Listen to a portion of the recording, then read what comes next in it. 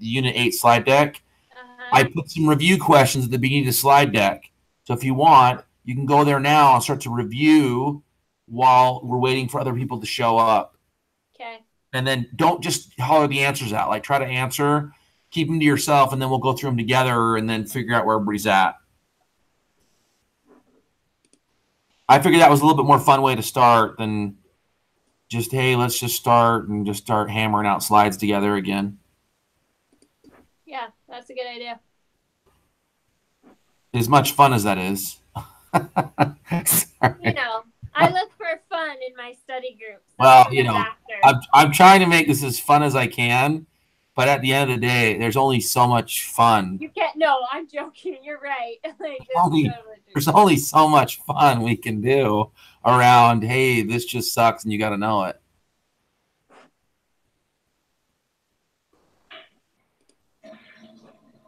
Yeah. Once you get on there, just let me know if you can see the questions and it's all set up and it's pretty straightforward.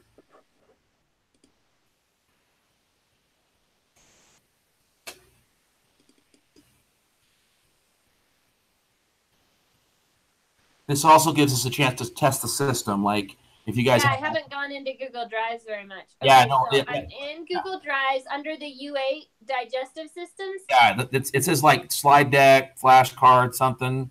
There's 2 or 3 files in there, I think. And I just want to make sure that the system's working, that you guys have access to it. Yeah, it says, yeah, there's 3 units. There's 3 Unit 8s. The one that's the PowerPoint one. There's 3 in there. There's 2 other ones that are like Google Slides. I don't like Google Slides, but I never delete anything either. So there's one that's a PowerPoint, has a big P underneath it, and then Unit 8 digestive system. Bring that one up. Huh. I don't know if I'm seeing the same stuff. So yeah, on my computer, I show Unit 8 digestive system PowerPoint, and there's 2 more next to them that are both Unit 8 digestive system, but they're a little... It has a little slide-looking thing. There's no letter there. It's just a little orange box. Those are Google Slides. I don't know why they're in there. I just don't want to delete them because I'm stupid. And then the final file in there is the Unit 8 outline that's from the class. It's just the notes. Okay, I see U6 respiratory flashcards with a P under it. Yeah, that'd be a PowerPoint. U6 respiratory system flashcards with the yellow box. So if you go back out, so that whole freaking, you should have access to the nursing 1120 FCPP whatever drive I called it, and then they're by exam. So exam 1, exam 2, exam 3. And there's an acid base flashcard that's just an overview. I basically built one of Tana's. Megan and Tana, they drew it out, and I basically built that one as a flash, as a slide, so that you could pull it out and look at it if you ever wanted to. That's the colored one. So we're in Unit 3, exam 3, and it's Unit 6, 7, 8, and then Unit 8 digestive system, and then there are 4 files under Unit 8 digestive system. I'm just making sure I gave you guys access the right way, because I'm showing you guys have access to everything. Oh, I'm sure you did it right. I'm just not. I don't do Google. No, Tanner. Okay, you guys have access. Okay. Are you in there, Tanner? Have you found it? What I'm talking about? Okay. Yeah. Okay. Yeah, I just barely opened it up. Okay. So the first thing should be an acid base review. With it's a PowerPoint.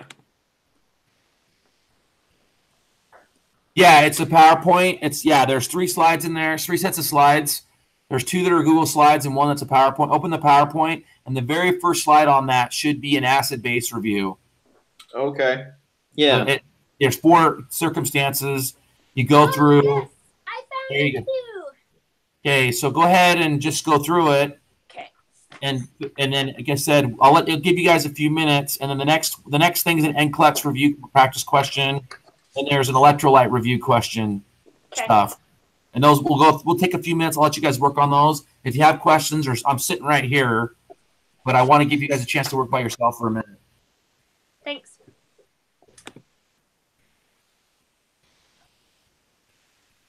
Because I'm like horrible and I'm making you remember Unit 2 and Unit 4 stuff and Unit 3. Man, that's was what we need. back when you weren't training me every day. So What was that? I don't know how much I remember.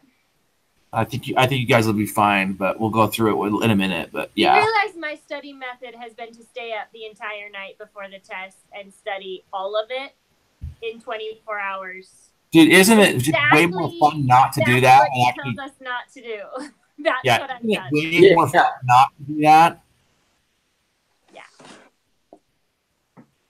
It is so much more fun to like be rested and have like seen it every day. Oh yeah, and you also remember it. Yeah, and you're not going, was that a 3.5 or was that a 27?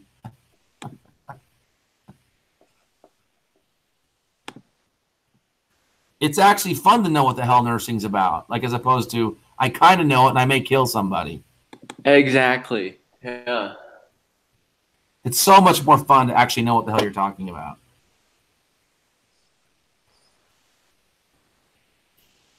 Well, something you said the other day stuck with me. I was in clinicals today, or not clinicals, labs today, and I was just telling one of my lab instructors, man, I don't want to get to clinicals in 2 weeks and feel like the nurse has to hold my hand.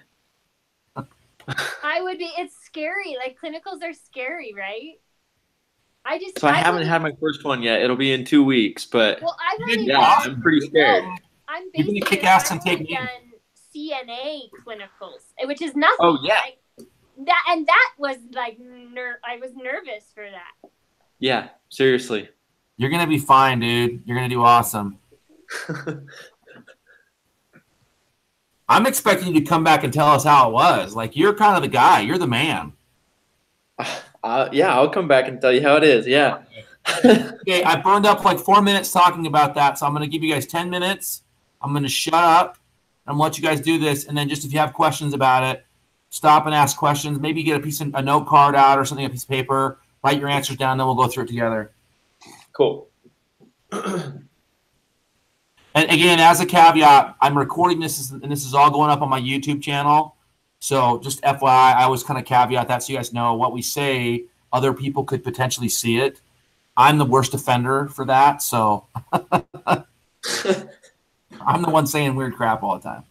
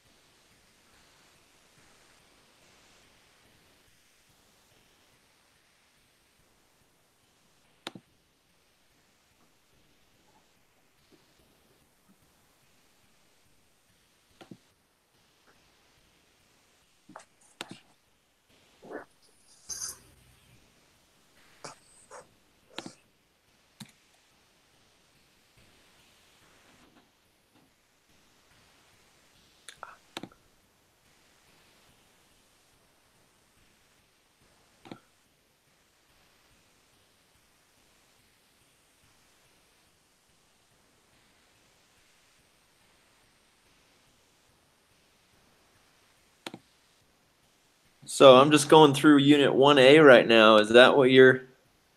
No, so if you go to the slides for today, Unit 8, bring up Unit 8 slides for today. And the first 4 or 5 slides are review questions for you. Got it. Okay. I'm sorry. Sorry, I didn't make that as clear as I should have. I'm sorry. I basically pulled some key concepts from other units and put some slides in this slide deck so that we would make sure we covered them. Okay.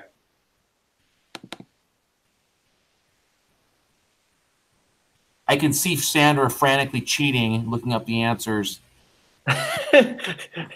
I'm teasing you, Sandra. Verifying that I was indeed wrong.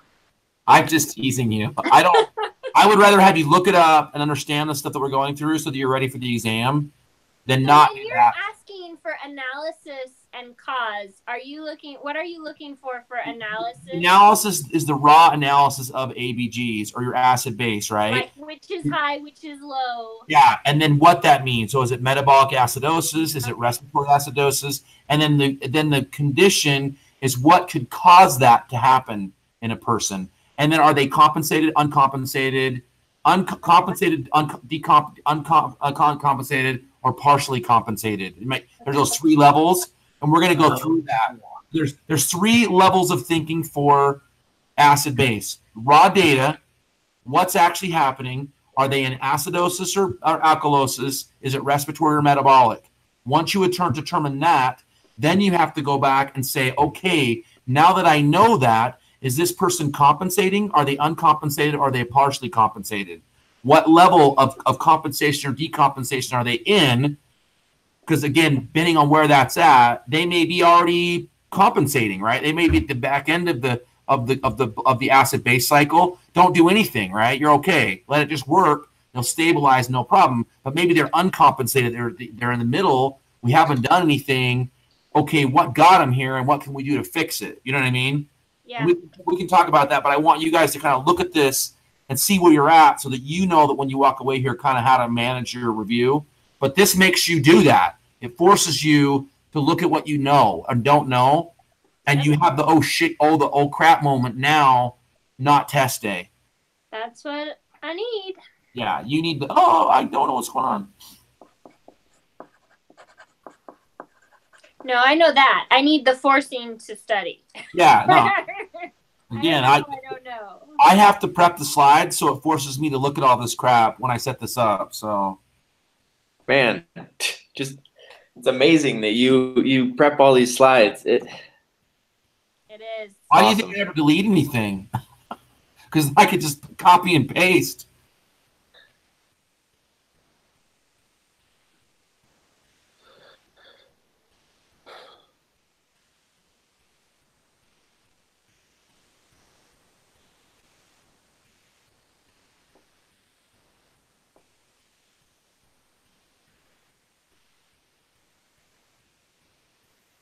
Okay, 5 more minutes, and then I'm going to stop you guys, okay? Sounds good. Okay. Just do as good as you can do, and then I'll stop, and we'll just hammer through these quick, and then we'll move on.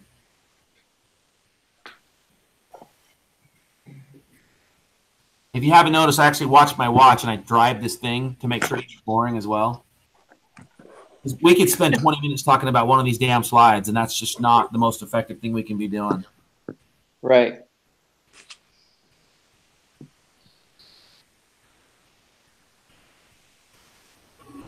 Well, I shouldn't say that. I will take the time to do that, but that's more when we're one-on-one, like face-to-face in the study group when we meet.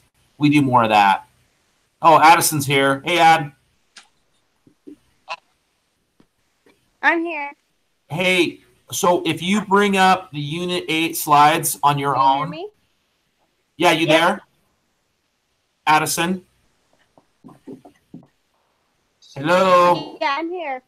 Hey, bring up the Unit 8 slides on your own computer or device. The first 4 or 5 slides are review of just different topics, and everybody's kind of on their own on them.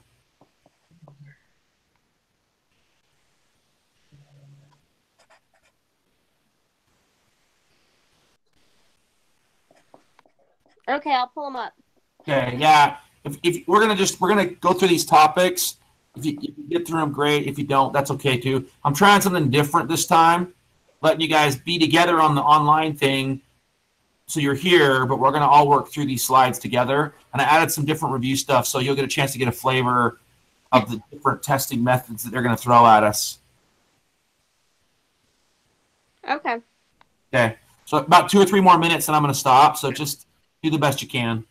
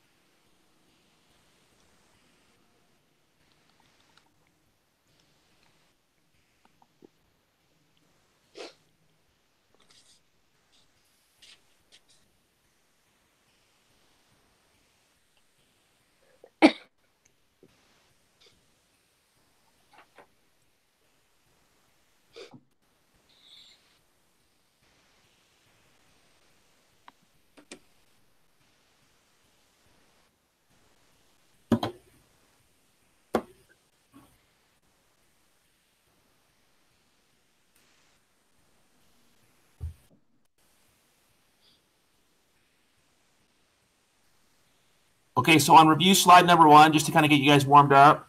So, Sandra, if you go first, if you take case number 1. Oh no! First of all, I need to pass the first slide, and it's okay. second of all, You're fine. Okay, so we have pH is normal.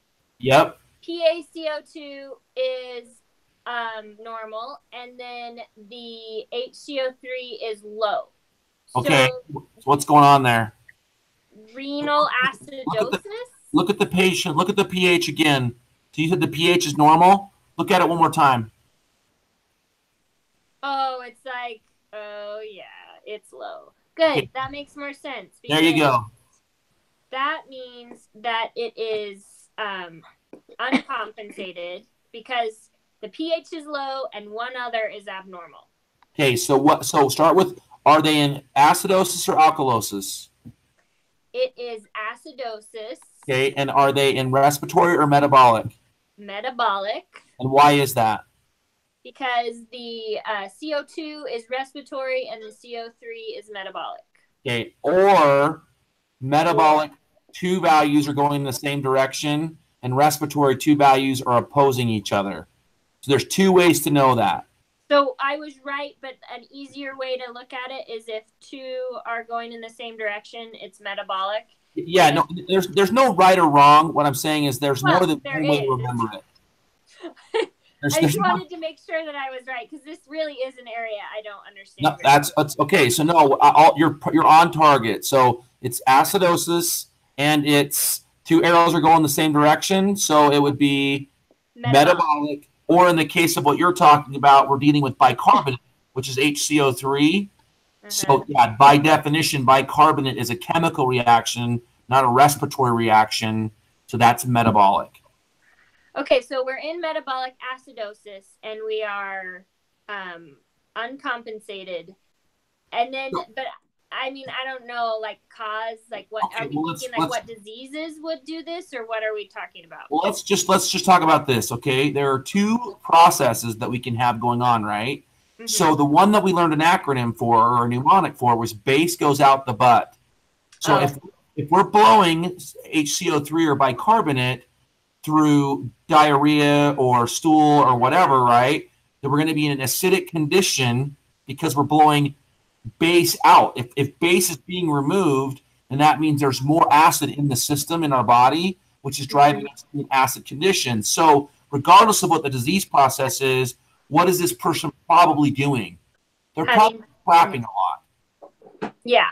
And then by identifying that they're crapping a lot, then we can talk about what conditions causes someone to crap a lot. So there's no other, like, if they are in metabolic acidosis, they are having diarrhea. There's no, like, aren't there some other options besides there are some other reasons that it can happen, but I'm just letting you grab onto one that makes the easiest amount of sense. Okay, and then as we discuss the other ones, you'll hear some other reasons that's happening.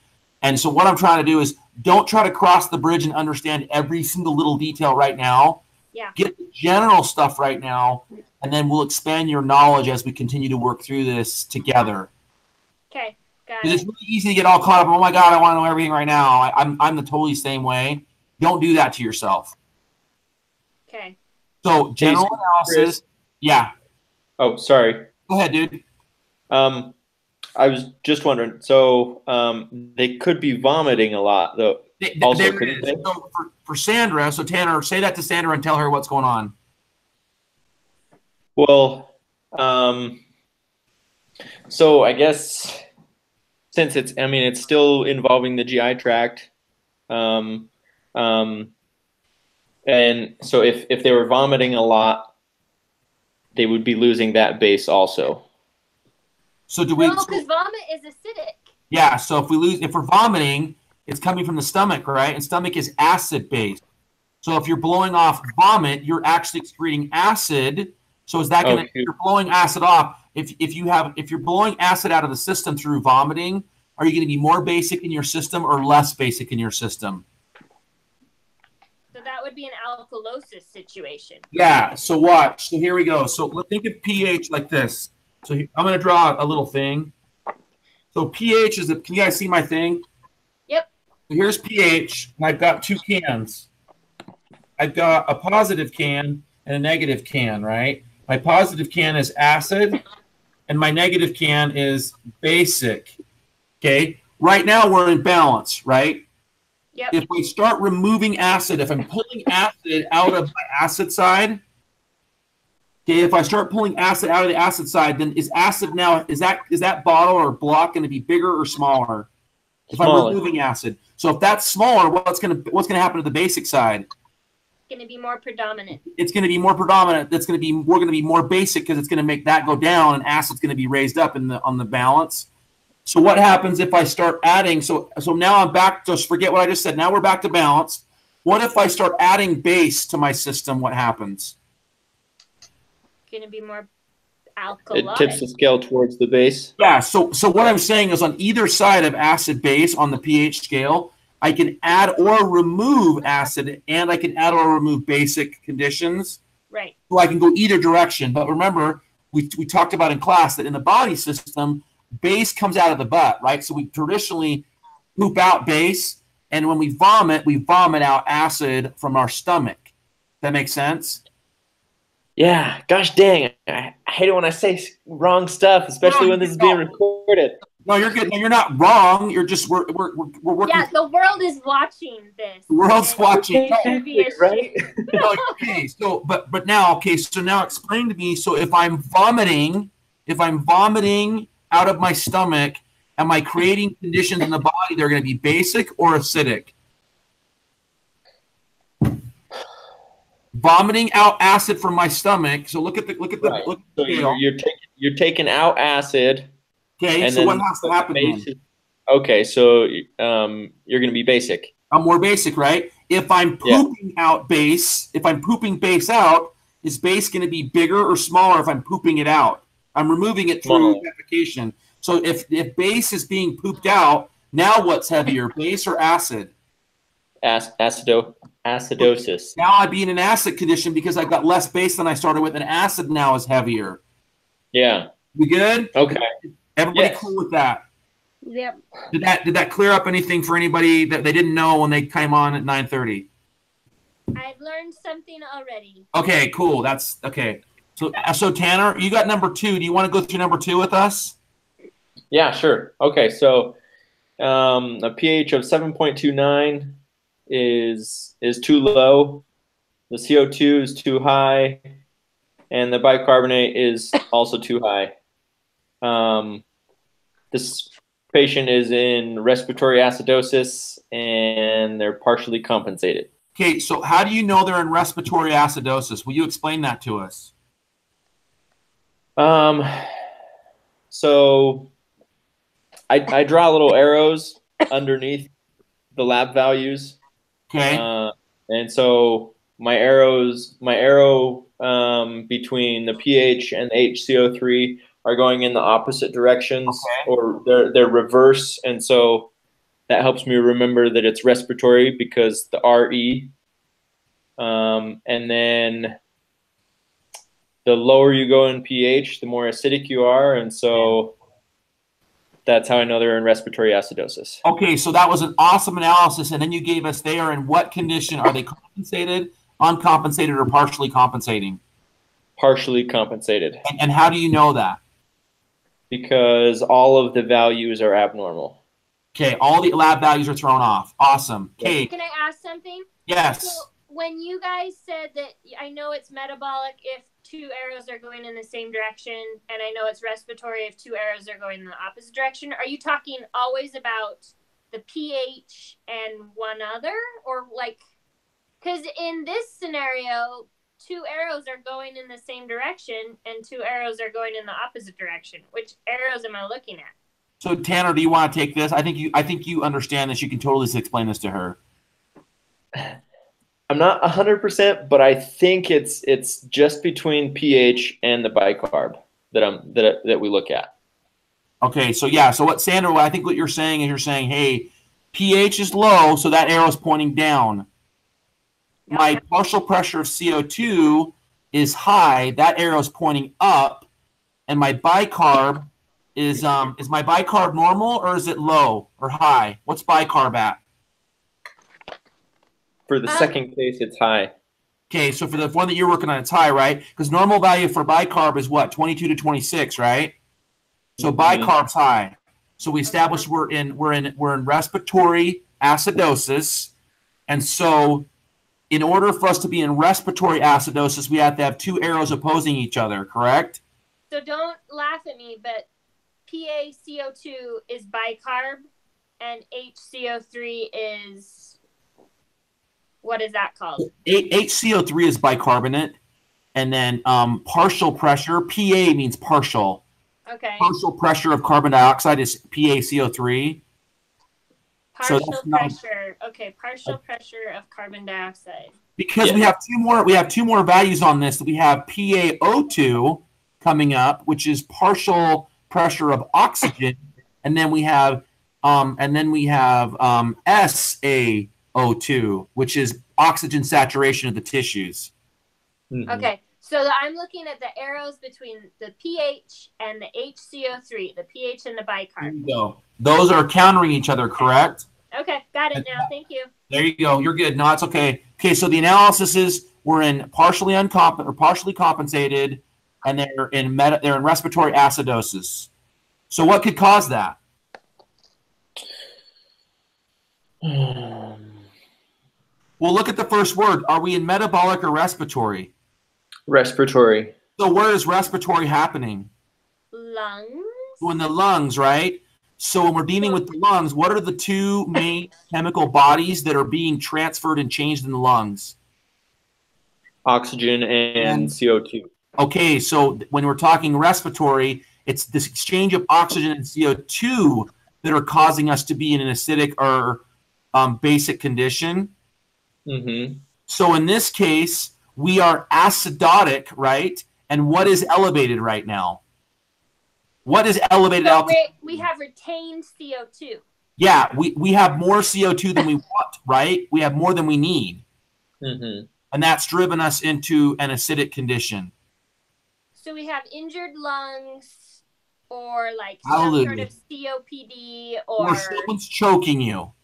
You have choking you. Or you have an occlusion, right? So you have a tumor, you have a larynx problem, someone's choked you, you got COPD, you could have pulmonary edema, right? Anything that's blocking that transfer of CO2 and not letting out. For God's sakes, you could have asthma, right? I mean, pick your disease process, but anything that's going to keep that CO2 from being transferred and blown out of the body is what's going to cause this to happen. So can we go with asthma?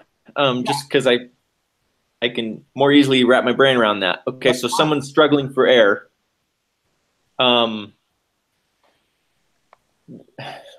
Yeah, so they're struggling for air. They're maintaining their CO2, right? So they're not able to blow it off. What's happening in asthma is we're getting – actually, you know what, Addison? I know you and I had a really good discussion about asthma. Can you explain what's going on with asthma with regards to the bronchioles and why oxygen and CO2 can't leave during asthma?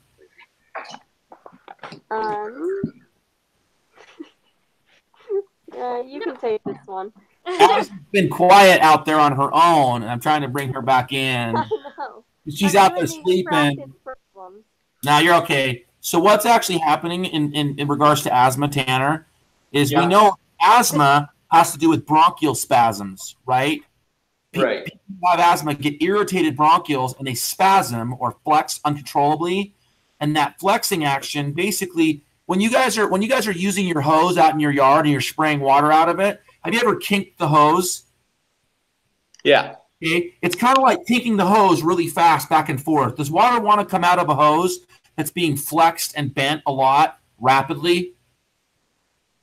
Yes. It does. No, water does not want to move through a hose. It wants to, but it can't. It can't, right? Because you're causing friction on the water in the hose. Oxygen and CO2 are the same thing. So you have bronchial spasms in your bronchioles as the air is trying to come in. Oxygen is being able to flow in, but CO2 is trying to leave, and it's spasming, and so it can't let the CO2 out. And so the oxygen and CO2 just smash into each other right at those bronchial openings between the lungs and the outside air as they're passing each other. Normally, they pass normally, no problem. There's surfactant. The tubes are nice and smooth and clean. We're getting some really nice smooth muscle action. to help to open and contract as they need to. Right now, they're just spasming uncontrollably, and it's causing that air to just smash into each other. So CO2-laden air is hitting O2-laden air, and because they're different compositions by molecular stuff, they just hit each other and just bounce off. And so oxygen can't pass to get in, and CO2 can't pass to get out. And so that's where that really weird people freaking out. They start freaking out because they can't breathe because they can't. They're not getting oxygen exchange. Right. Okay. So that's that disease process. So let's use pulmonary edema. What's happening in pulmonary edema where fluid is in the lungs? Why are they not transferring CO2 and oxygen in that situation?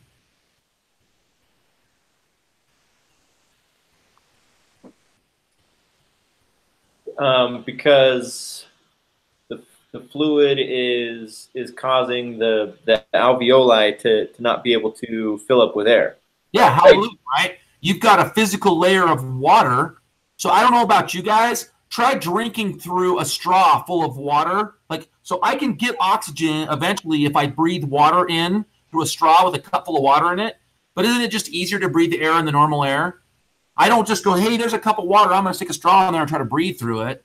That's kind of what you're doing in edema. You've actually put a layer of fluid in there, and now you're trying to push oxygen and carbon dioxide molecules through a layer of like mucus or whatever the foreign matter is that's causing that fluid to collect, whether it's water, mucus, pneumonia. You pick it. Anytime you got edema processes going on, it's filling those alveoli with water or fluid. You're going to have issues of transferring our carbon dioxide and water, or carbon dioxide and oxygen. So again, picking your disease process and understanding how that disease process is affecting bronchioles. Okay, here's a really good one. Someone's choking you and they've physically grabbed you by the windpipe and they're closing it. Why aren't you able to move air that way? Right? A kid swallows a hospital car. They've occluded the airway. They've occluded the lumen with the foreign body, right? Mm-hmm. Edema blocks the cells at the alveoli level. Asthma causes bronchial spasms in the bronchi, which makes it really turbulent, and the air can't move through a turbulent space. It doesn't want to move through there.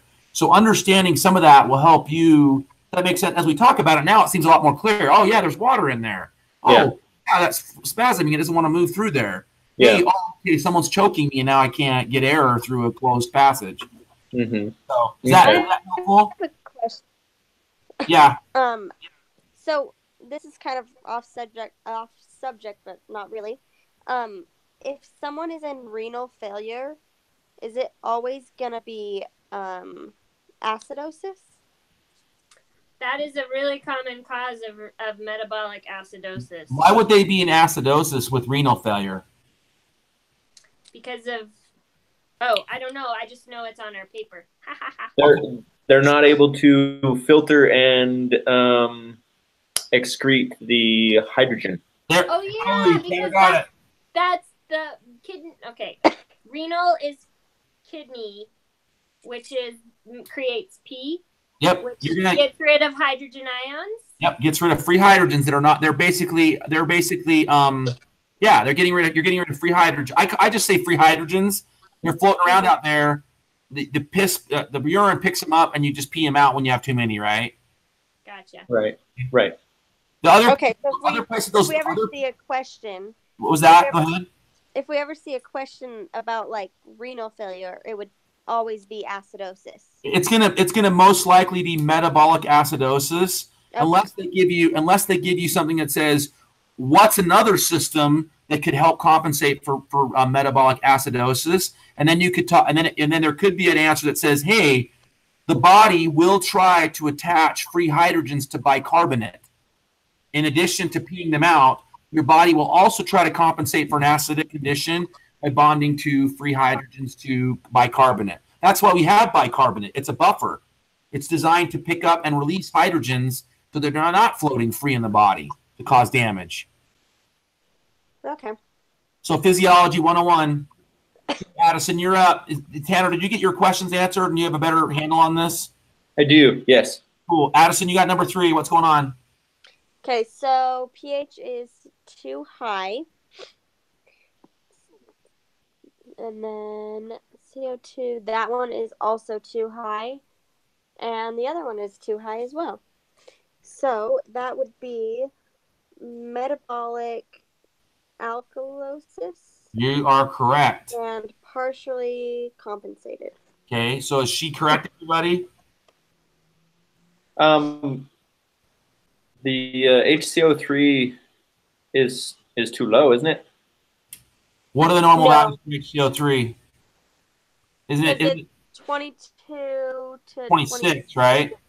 Oh, whoa. Okay. The normal values for pH is 7.35 to 7.45. Normal values. Right. Who knows the normal values for partial pressure or CO2? 35 to 45. Hallelujah. So that one's too high. What are the normal values for HCO3? 22 to 26. Okay, so they're all elevated, right? Yeah. Yeah. Okay, we good? Yeah, for some reason I mixed up it just in that one. I mixed up those two, the PaCO2 and the HCO3. Okay, so we said it was partially compensated, and what was it? It was alkalosis. Yeah, what was it? What was it? What was it, Addison? What did you pull this down as? Metabolic alkalosis. Metabolic alkalosis. Yep. So this is a good reason for me to remember the arrow thing, because this is with my method, I wouldn't know what it was. Yeah, you would have gotten lost here going, what the heck's going on, right? Yeah. That's a good reason to remember both. That's a good reason to remember both. Metabolic. Okay, so we down? Everybody ready to move on? Okay, slide number 2. I'm going to read it out loud for those of you who can't see this really well if you're on a smaller device, and we'll go through it together, okay? This is a Unit 3 review, but this is right from an NCLEX practice exam.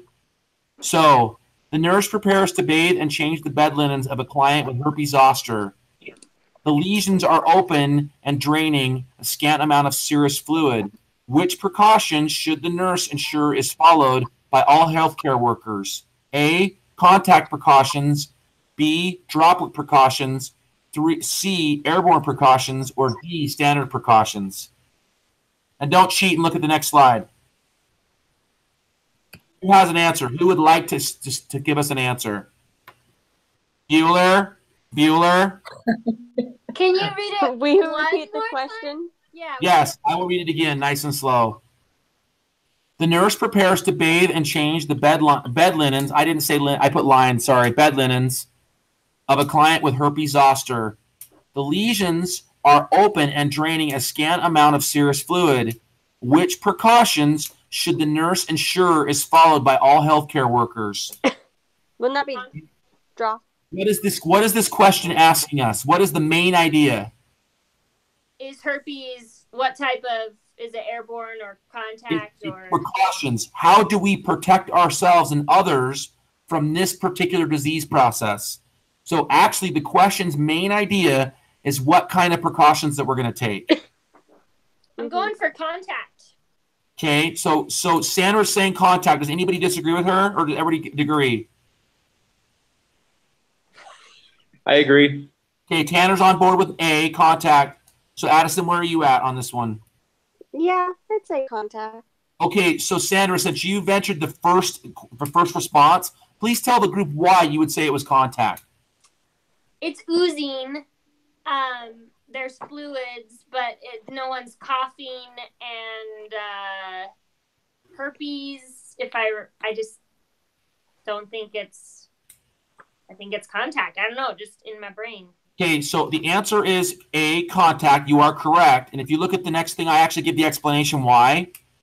Herpes zoster open lesions on the body are not airborne or droplet, right? They're actually lesions on like their hands and feet and face, right? So there's not actually a respiratory process to make them airborne or to sneeze or cough them out to get them into droplet form. So could you go over the what are different things from droplet compared to contact? So airborne was like tuberculosis, right? There's spores in your lung. Yeah. You just breathe them out. Droplet would be stuff like the common cold or sneezing, right? Or coughing. There's this forced air process going on, not normal breathing. But they're both caused by air moving through the airway. Okay. Okay, so that's why it's a respiration process that caused that. The other kind of droplet precautions would be like, for example, snot or something, right? And they also talked about how a lot of times droplet goes hand in hand with contact precautions, because if you think about someone coughing a lot and like spraying the stuff and it's landing on things. Yeah. But remember, droplets can only go travel so far before they become contact, right? They transition from droplet to contact. Does that make sense? What was it? Was it like 4 feet or something? Yeah, it was something like 3 or 4 feet. Yeah. Addison, did that answer your question? Yes. Okay. And then the last one, standard precautions. Look at the answer. It says standard precautions are the minimum protections you just take when dealing with anybody, right? And that's like only rubber gloves. It's only latex, non-latex gloves, right? So that's kind of what you put on when you just go to take somebody's vital signs. You put on gloves. It's minimum precautions. Does that make sense? Why it's not standard precautions? Are we still good? Yep. Okay. Yep. Electrolytes for the case of time, I'm just going to really quickly hit this quick, and then we'll move on to something else. So on electrolytes, what are the 4 base electrolytes that we're dealing with in this class? Sodium, potassium, calcium, magnesium. Okay, so in the 4 boxes, starting in the right, the upper left would be sodium, and the upper right would be potassium, and those two are associated with each other metabolically because we have the sodium-potassium pump on the cell walls, okay?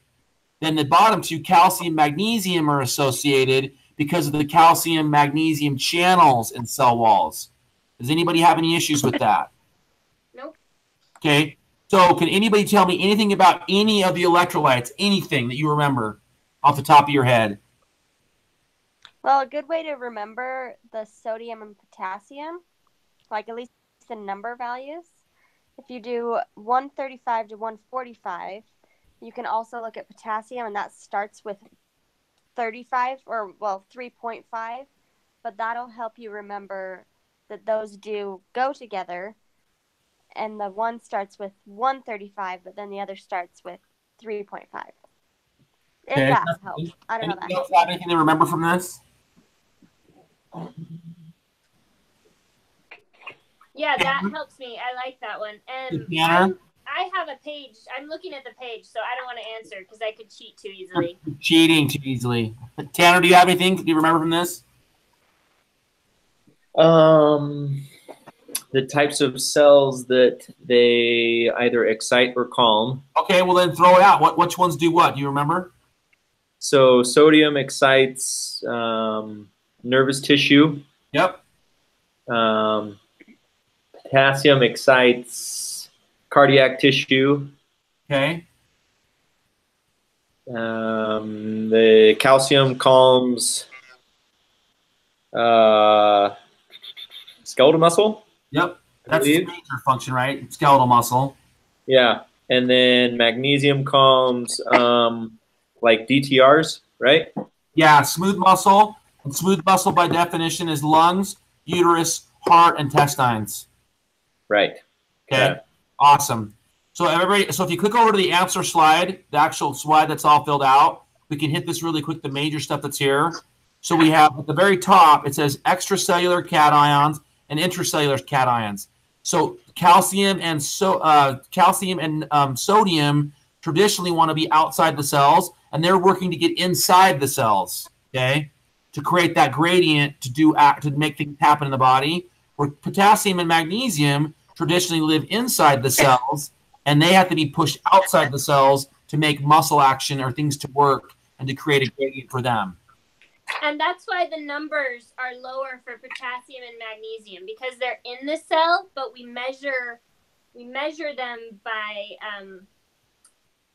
most of it is in the cell, but we're measuring it outside of the cell. Yeah, we're measuring extracellular components because it's extremely difficult to go inside of a cell and measure what's going on in there because we destroy the cell doing that. So that's going to help us remember that the sodium is like way bigger numbers and the calcium are bigger numbers, and then the potassium and magnesium 3.5 and 1.5 are lower. So playing off what you just said, Sandra, that is exactly how I remember these numbers. I remember that sodium is always larger than potassium and that calcium is always larger numbers than magnesium. And then I really only remember sodium and calcium because just by association, I can remember calcium, magnesium, and potassium. Yeah. Okay. Well, listen, I will let you guys dig into your notes, and you can go back to this because it's right at the beginning of this and you have access to it. But I won't beat this to death. But that was kind of our review for the day. Oh, CBCs. CBCs. We're going to hit those really quick. What are the 3 major components of our CBCs? Red blood cells, white blood cells, and platelets. Thank you. Okay, what is the Latin root for red blood cells, Tanner? Are you referring to reticulocyte? Not reticulocyte, erythrocyte is the Latin root for red blood cells. Okay. Yeah. What is reticulocyte, though, since you threw that out there, and that is part of red blood cells? It's an immature red blood cell. It's a mini-me. It's a mini-me red blood cell. Yeah. I forgot that. So that's called what again? Reticulocyte? Reticulocyte. Okay, cool. You brought that up, okay? So white blood cell, what is the Latin root, the Latin name for white blood cells, Addison? Leukocytes. Thank you very much. And what is the Latin root for platelets? You're the last one, Sandra. So guess what? You got to take thrombocyte. Thrombocytes, okay? And if you haven't, you remember that because if you need to clot, probably something is throbbing or thrombing. Yeah, Oh, thrombing. cool. Okay. So I know you guys love it when I throw those Latin roots at you, but guess what? How many questions have you seen where they are throwing those terms around all the time interchangeably? Yeah. Yep. So hate me tomorrow. That's okay. But you will love me when the test comes and you remember that. Okay. So HMT and HMG are hematocrit and hemoglobin in red blood cells. Okay, hold on. Let me take one step back. So CBC, complete blood count. Complete blood count talks about whole blood. When you see CBC, say whole blood. Everybody with me on 3. 1, 2, 3. CBC, whole blood. That's what I was going to do. CBC, whole blood. Okay, so again, Addison and I about 2 weeks ago had a really good discussion about this. Addison, what is the definition of whole blood? It's the measurement of all of them. Everything together. Red blood cells, platelets, white blood cells, plasma, everything together means whole blood. Whole blood. And the reason that's important, the reason that is important is that some of these values, aka white blood cells, are differential values. What is the definition of differential? They're a percentage. They're a percentage of what? I compare something to something else, as opposed to saying red blood cells, that value is a value of red blood cells to whole blood. Differential is differential. I'm testing components of white blood cells to white blood cells. Okay? So there's I did not ever put that together in my head. So. And that is exactly why I went over that, because they did not go over that, but they expect that we know that. I mean, it says it on the paper. It says percent of total WCs, or WBCs, but I never really connected it in my brain. Yes. But yeah, that explanation just made it click. That is exactly why we did that, because I wanted to make sure that you guys under that. So now when we talk about red blood cells, we talk about 3.6 to 5.4, which equals 9 if you add them up. That red blood cell count is relationship to whole blood. All blood, yeah. Blood cells in all whole blood. Mm-hmm. Okay, where white blood cell numbers are only in differential. We're comparing white blood cells to themselves. So the hematocrit, when it says 37 to 50%, that's not considered a differential. Why is that not considered a differential number? Because it's comparing it to the whole blood count? Yeah, because when you look at the blood in a test tube, when you draw it out of someone's arm and you spin it, that red component is all red blood cell hematocrit component. So in relationship to plasma and white blood cells, that red blood cell hematocrit component is traditionally half of that test tube. Yep. When we talk about white blood cell neutrophils to lymphocytes, we're only comparing those to each other. Neutrophils compared to lymphocytes and nothing else. That's differential comparison.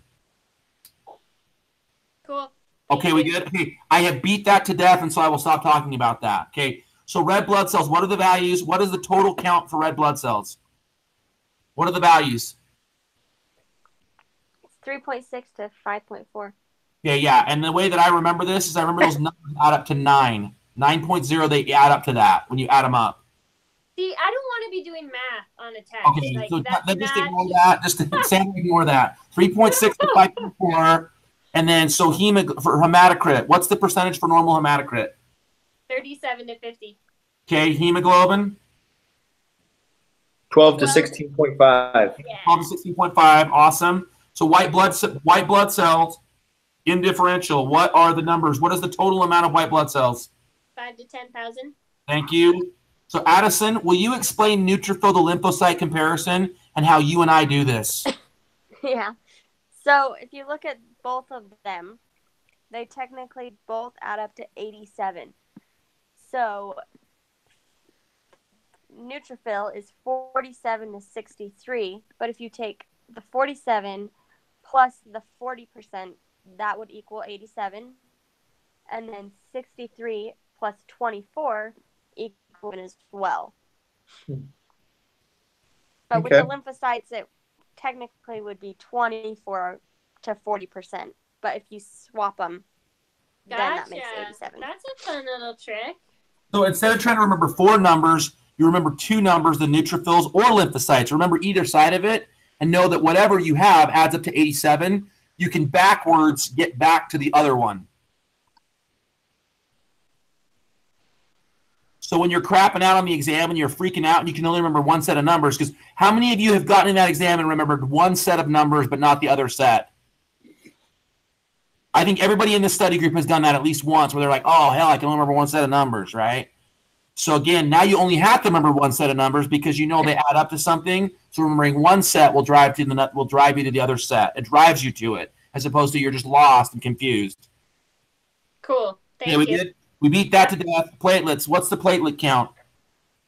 150,000 to 400,000. Yep, 150K to 400K.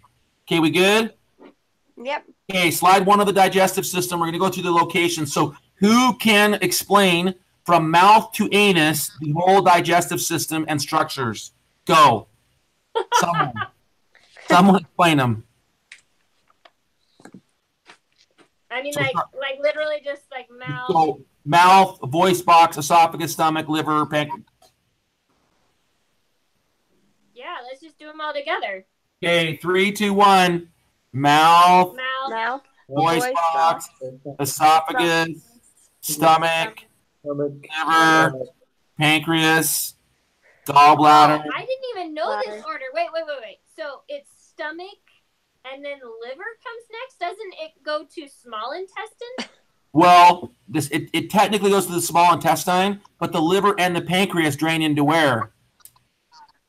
The small intestine? You have to the stomach. The stomach. Yep. The liver and pancreas drain into the duodenal region of the small intestine. So that's why I put them above the small intestine. Okay, so the liver and the pancreas don't drain into the stomach, they drain into the duodenal of the small intestine. Yes. Okay. Good? That makes sense because the bile needs to continue to digest stuff in the small intestine. What does bile digest, anyone? Fats. Lipids. Thank you. Lipids are fats. That's the same thing, right? Then so we go pancreas, gallbladder, small intestine, large intestine, rectum, anus. Okay. We're all still friends. I mean, a little less now. Okay, I know we ended with rectum and anus. I know that's not very much fun. No, you love that. That's your favorite part. Come on. Rectum and anus is like literally the best. If I can say anal fissures at least one time, I'm happy. Yeah. My ex-husband was an ER doctor, so I just like thrive on disgusting stories. So anal fissures in the ER from someone having weird. You have no idea how many things I've heard coming out of the butt. Yeah. Sorry. Okay, I'm not going to say anything. I'm going to move on. Okay. Disease processes in this chapter. Okay. They were upper GI bleed. What's the next one? Upper GI, lower GI. Who can tell me what hemoptysis is? Bloody vomit. Thank you. And what's the other one that deals with spit? What's that one called? Oh, sorry. This is hematemesis, and the other one is hemoptysis. So hemoptysis is what? That's bloody. Bloody sputum, bloody spit. Hematemesis is bloody vomit. Thank you. Sorry, Melina. Who knows who Melina is? Melina? Melina is not our friend in the GI system. Oh, that's the black stinky sticky stools. That is correct. Thank you. IBS. What's IBS? Irritable bowel syndrome. Ooh, and it's an umbrella term for the next two. Crohn's disease and something colitis. Ulcerative colitis. And those two are special. Why? Why are those special? What makes those different than all the rest of them? Autoimmune. And then awesome. I get to say colorectal cancer, so I'm really excited. Okay, then what's the next one? Who's got the next one? Who can talk about the next one at all? Ooh. Wait. Never mind. I wanted to wait for another one. Sorry. Which one do you want? Just say which one you want. Paracentesis. Ooh, what's Ooh, Tanner's got paracentesis. Come on, you opened up, so you got to talk about it. Okay, so it's a procedure where you empty fluid out of the abdomen, called ascites, which is fluid collection in the peritoneal cavity, which causes abdominal swelling. And with that swelling, like organs and blood vessels are compressed, and so let's see. Okay, but when you do the paracentesis, it's like rapid fluid collection, and so then those organs and vessels fill that space that the fluid used to occupy. But this wasn't something that the body did like chemically on its own, and so it causes low blood pressure, which can send the body into shock or kidney damage. Hey, dude, that was like a kick-ass review. I just want to clap. Who wants to clap for that? Was that just awesome? Dude, that was pretty awesome, dude. Thanks. That was the shit. I'm sorry. I learned that all today with you guys. Dude, so like 2 hours ago or 3 hours ago, you were like, wow, what?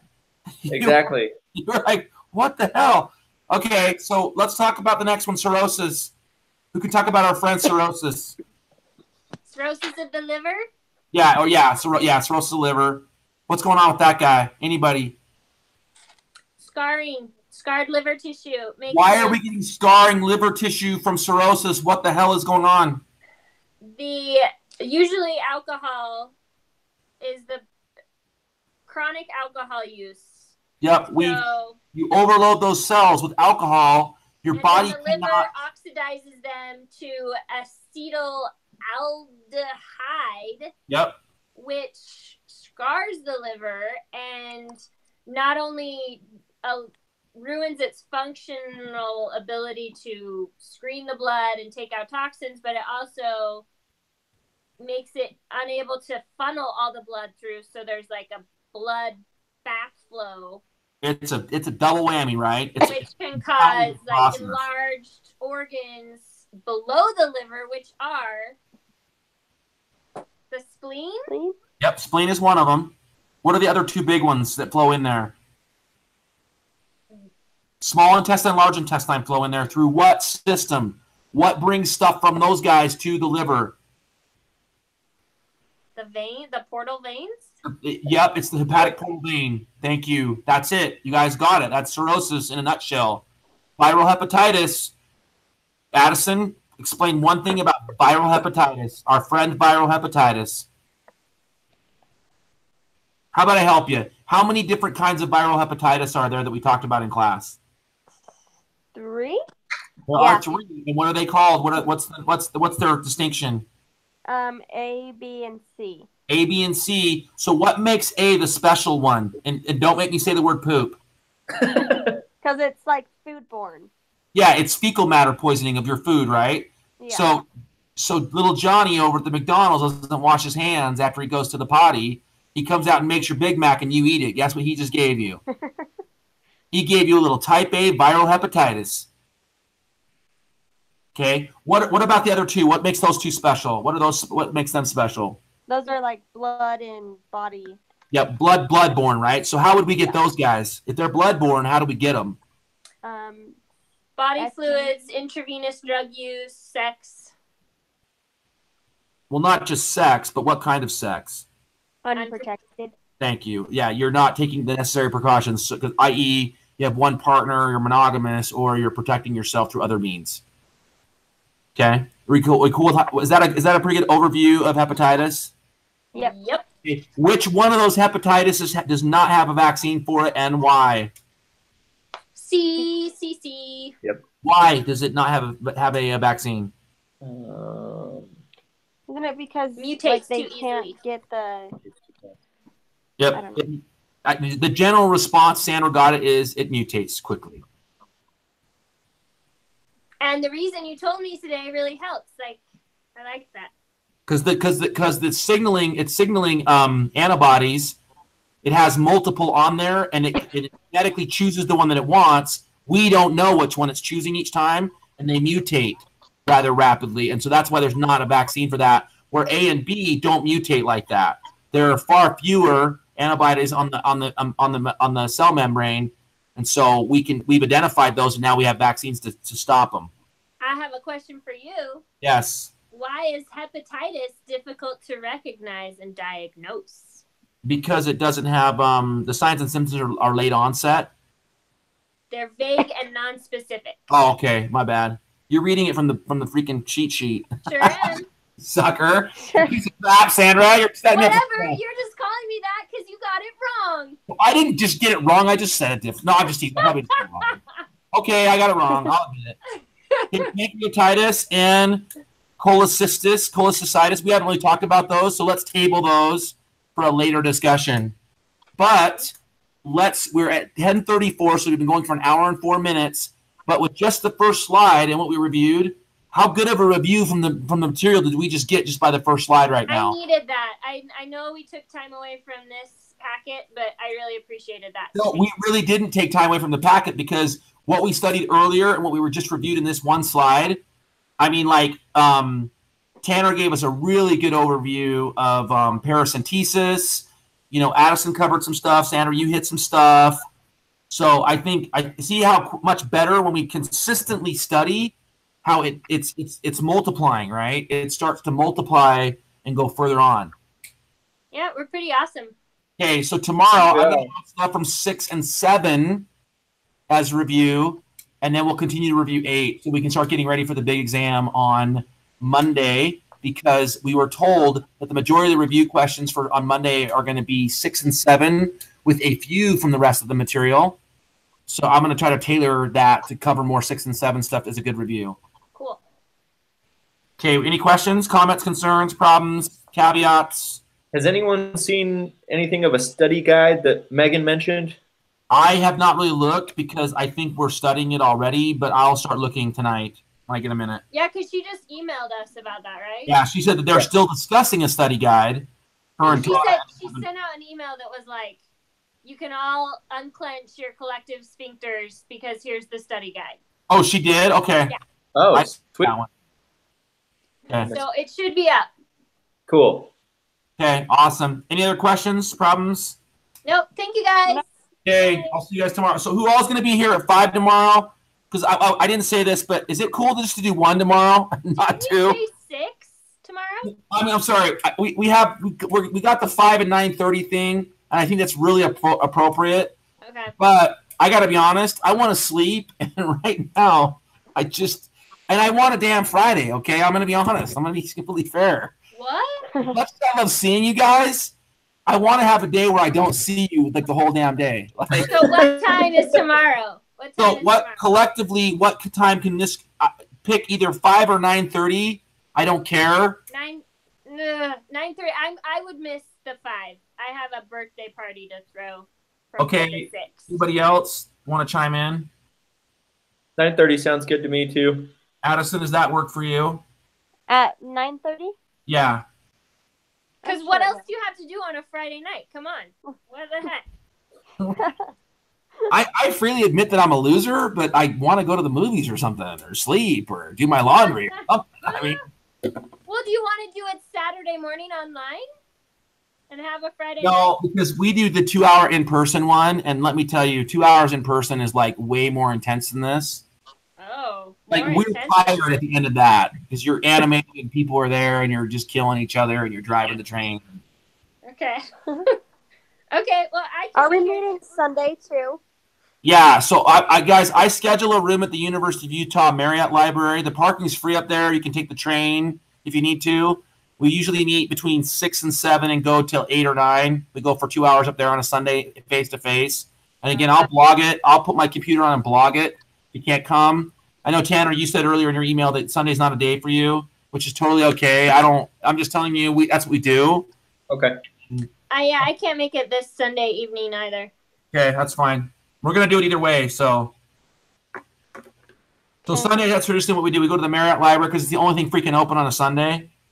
And, but I have a student I have an ID up there, and I can get rooms. I can just schedule them. So Sundays, we traditionally go between 6 and 7 for 2 hours again. And that's kind of our last chance to okay, exam time, let's kill it. I know. Maybe I'll try to join in. Okay. Cool. Any other issues? Nope. Thank you. Dude, you guys were killing it this hour, man. The 9:30, you guys are way more into it. The 5 o'clock, everybody's like, I don't know. I want to die. Why? And I'm also chasing 3 kids around. I know. I've put him in bed now. I just want to officially dime Tanner out that he's wearing his scrubs from the school because he's a total badass. What? No, you guys. Oh man! There. If we start judging each other on clothing, I'm never gonna join these. No. Tanner's wearing his Salt Lake Community College black scrubs. No. He's in the nursing program. He's the bomb. No, I'm not. That's why. That's why I need help. Okay, guys. Listen, we'll cut out. I'll see you guys tomorrow. Bye. Okay, later. Hey, Chris, do you mind just staying on for a second? Yeah, what do you need, dude? So it seemed like we were jumping from quite a few slides. And I'm not sure where you were the whole time. Okay, so I'm going to bring the slide deck up and put it on the you look at my Google page. I'm going to bring it up and put it right in front of you where I was at, and I'll walk you through it. Is that cool? Okay. Hold on, give me 1 second. I will make the actual screen that you're looking at. Okay. And see what the heck I was doing. Okay, so let me bring this stupid thing up and make it this, because I'm still learning how to use this Google Hangout thing too. Okay. Okay, so if you can you see the slide deck in front of you now? Yeah. Okay, so I started here, and each of you took one of these to practice. So number 4 we haven't done, so you can still do that one if you wanted. Okay. Yeah. The next slide was the nursing NCLEX practical question dealing with Unit 3. Okay. The next slide was the answer to that, and then the next slide was electrolyte review. It was the blank one that we discussed the different elements and what we can remember. And the next one is the actual answers.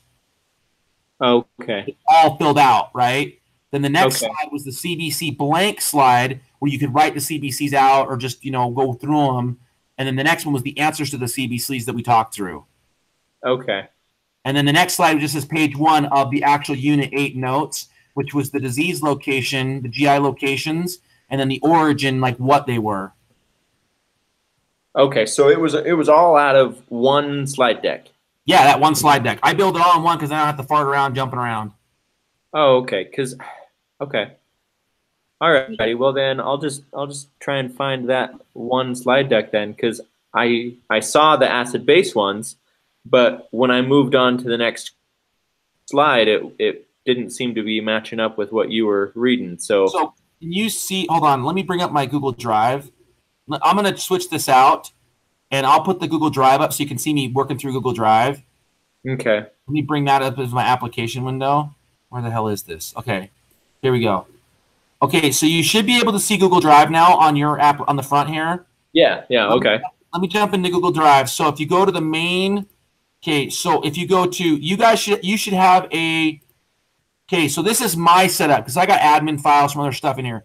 So this Nursing 1120 FC PowerPoint thing, that's the one that you have access to. So I'm going to click into it. So this is what you can see. You should see Exam 1, Exam 2, and Exam 3. And then there's an acid-based flashcard worksheet. Yep. That's just another way of seeing the acid-based thing that Tana and Megan showed us. Okay. Go into Unit 3. Click on Unit 3. So Unit 3 is now up all by itself, right? Yep. Respiratory, urinary, and digestive. Click on Unit 8 digestive and Unit Review Unit 2. It's the one that's the PowerPoint one. So it says Unit 8 digestive system, and it's the one with a little P. Click on that one, and that's the slide deck that I'm working from. Okay. The other ones are like Google Slides, and I hate Google Slides. I don't like their functionality as much as I like PowerPoint. So I do PowerPoint, then I download the PowerPoint version onto the Google Drive. Okay. And then I'm a horrible person and never delete anything. So if I've ever done any pre-work or thinking or brainstorming on something, I just leave it in here. So I don't ever lose any data. Yeah, I'm the same. Okay. Does that kind of give you the flow of how things are set up? Yep. Okay. Any other questions, dude? Nope, that's it. Okay. I'll talk to you guys tomorrow, man. Thanks, man. You're the bomb. Later, brother. You're gonna be awesome, dude. You're gonna go to practicals and be like, oh yeah, there's this cool acronym, and like my friends, we were freaking out. And that's right, man. Okay. I want you to be a gunfighter, dude. I want you to show up and be awesome. Thanks to you guys, I will be. No, yeah, it's a team event, right? We're all a team. Heck yeah. Hey, yeah, later, brother. I just gotta help you guys out as much as you're helping me out. You're showing up and participating. That's helping everybody. Cool. Okay, later, brother. All right, later. Okay, bye. Bye.